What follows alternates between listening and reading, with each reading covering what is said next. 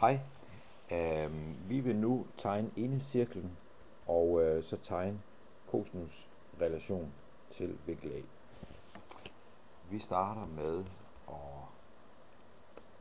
sætte en cirkel ud fra centrum og radius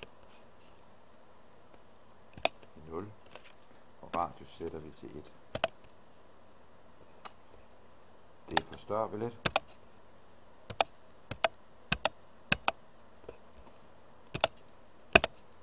Og vi rykker lige lidt på tegnefladen.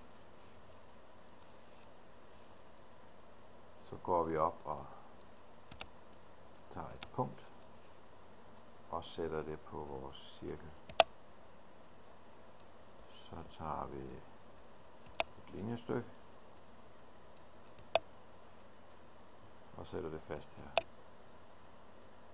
Nu vil jeg gerne have lavet en retvinklet trekant,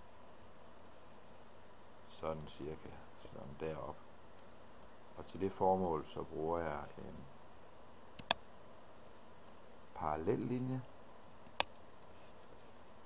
klikker på mit punkt og bruger y-aksen som den linje, den skal være parallel med. Så har jeg en retvinklet trekant.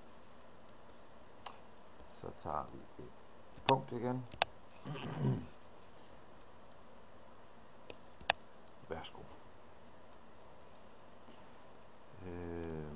Så tager vi et linjestykke og forbinder A med C.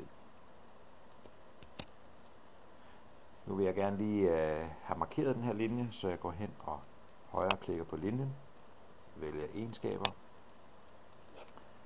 og så går jeg op i farver, og vi vil gerne have det til at være en rød, og vi vil gerne gøre linjen lidt tykkere, så vi bedre kan se den. Sådan der, voila. Så vil jeg også gerne have en vinkel, så jeg kan se, hvor mange grader vinkel A er her. Vi går i vinkler, og når jeg skal finde, når man står heroppe, så står der tit en lille kommentar til i øvrigt. Her i det her tilfælde, klik på 3 punkter eller 2 linjer. Så vi klikker på de 2 linjer her, og vupsi, så kommer graden frem. Jeg går lige op og klikker på min pil, og så kan jeg køre op i gradtal her. Vi kan se, vinkel A bliver større og mindre. Og så skal vi, nu er det interessant at se, at når der sker noget med vinklen, så sker der også noget med det røde, vi har markeret her. Og det røde, det er cosinus relationen til vinkel A. Så det vil sige, når vinkel A bliver mindre, så bliver cosinus her større.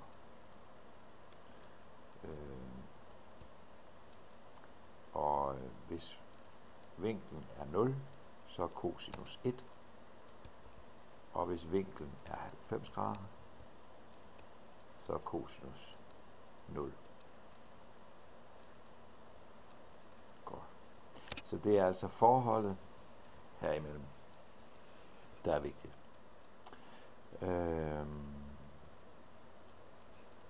Ja.